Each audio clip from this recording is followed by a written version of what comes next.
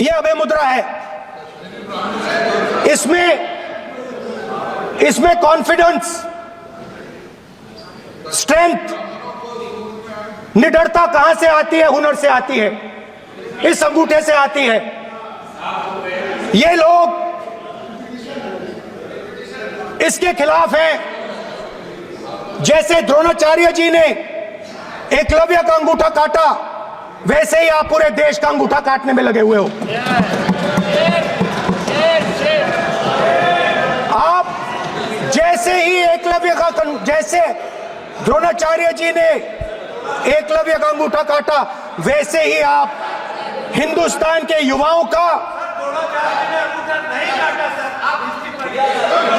जैसे ही एकलव्य ने,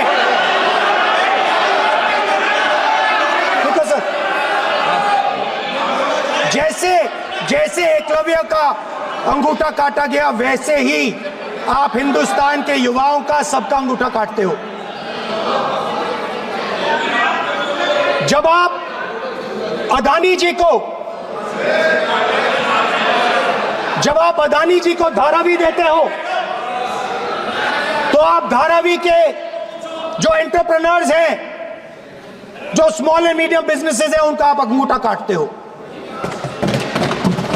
जब आप हिंदुस्तान के पोर्ट्स, एयरपोर्ट्स, डिफेंस इंडस्ट्री, ये सब जब आप अदानी को देते हो,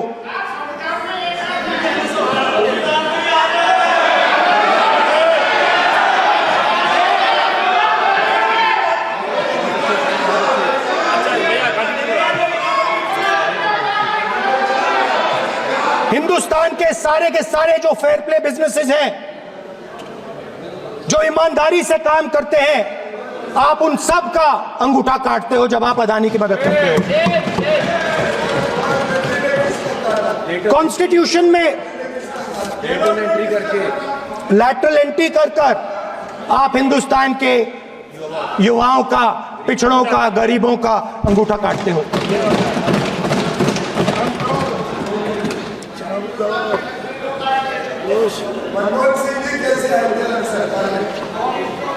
सर, स्पीकर सर, जैसे एकलव्य ने प्रैक्टिस की थी, वैसे ही हिंदुस्तान के युवा सुबह उठकर 4 बजे उठकर अलग अलग एग्जाम्स की तैयारी करते हैं।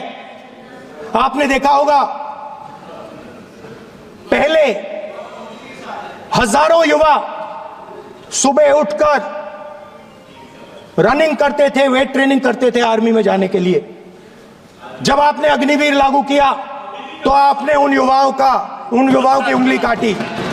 जब आप पेपर लीक कराते हो, 70 बार आपने पेपर लीक करवाया है, तब आप हिंदुस्तान के युवाओं के अंगूठा काटते हो।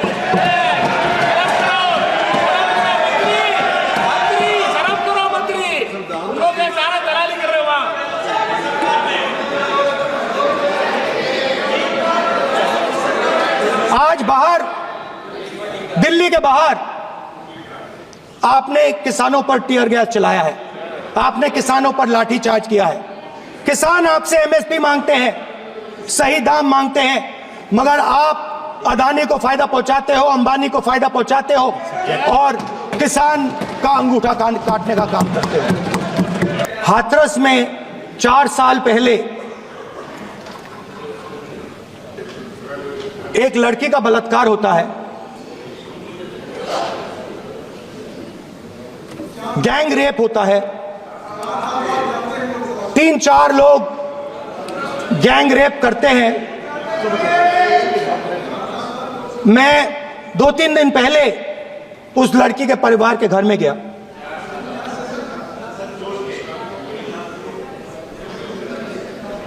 जिन्होंने गैंग रेप किया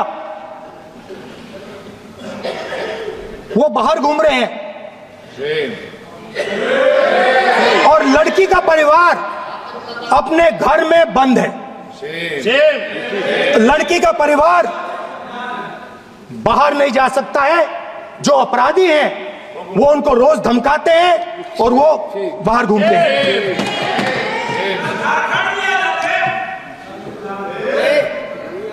परिवार ने मुझे बताया कि बेटी का जो अंतिम संस्कार था वो भी नहीं करने दिया, और चीफ मिनिस्टर ने इसके बारे में खुलकर मीडिया में झूठ बोला है। ये कॉन्स्टिट्यूशन में कहां लिखा है? ये कॉन्स्टिट्यूशन में कहां लिखा है कि जो बलात्कार करते हैं वो बाहर रहे,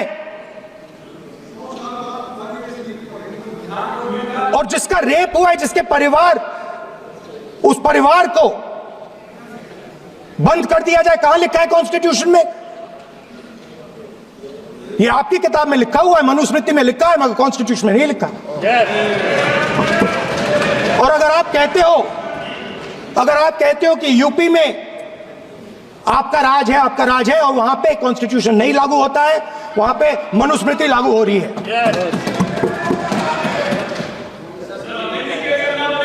परिवार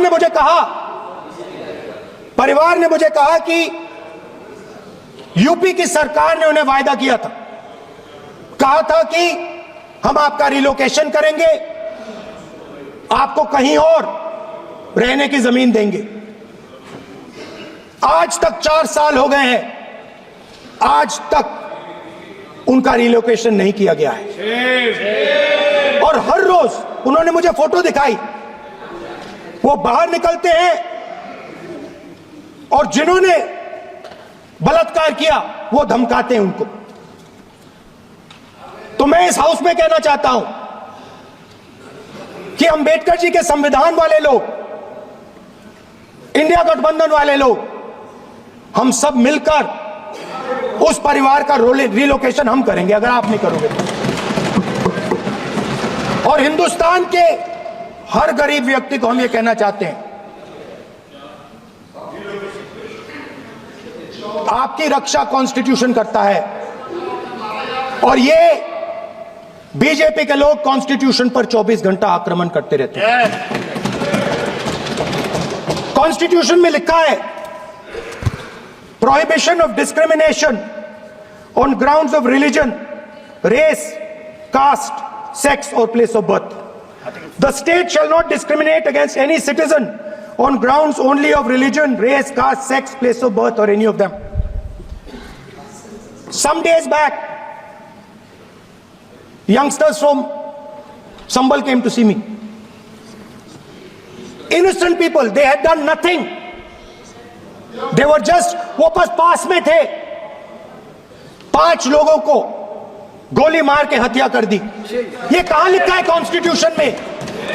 ये कहां लिखा है कॉन्स्टिट्यूशन में? तो लिखा है prohibition of discrimination of grounds of religion. और जहां भी आप जाते हो, एक धर्म को दूसरे धर्म से लड़ाते हो, नफरत फैलाते हो। कहां लिखा है कॉन्स्टिट्यूशन में? कहां लिखा है कॉन्स्टिट्यूशन में कि एक धर्म को दूसरे धर्म से लड़ाना है? कहां लिखा है कॉन्स्टिट्यूशन में कि दलित परिवार को बंद करके अंदर रखना है और उनके अपराधियों को बाहर घूमने देना है? कौन से कॉन्स्टिट्यूशन में लिखा है? मुझे दिखाइए।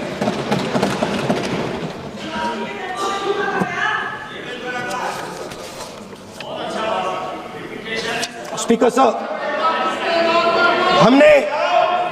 हमारी जो विचारधारा है, इंडिया गठबंधन की विचारधारा है, वो देश में कॉन्स्टिट्यूशन लाई है। हम सब मिलकर कॉन्स्टिट्यूशन की रक्षा करते हैं। अंबेडकर जी ने कहा था, if there is political equality but no social and economic equality, political equality will be destroyed. ये अंबेडकर जी के शब्द हैं, और आज ये बात सबके सामने है। पॉलिटिकल इक्वालिटी जो थी वो खत्म हो गई है। हिंदुस्तान के सारे इंस्टीट्यूशंस कैप्चर कर लिए गए हैं। सोशल इक्वालिटी नहीं रही, फाइनेंशियल इकोनॉमिक इक्वालिटी नहीं रही। इसीलिए हमारा अगला कदम जाति जनगणना होगा। हम देश को दिखाना चाहते हैं कि आपने किन लोगों का और कहां कहां अंगूठा काटा है।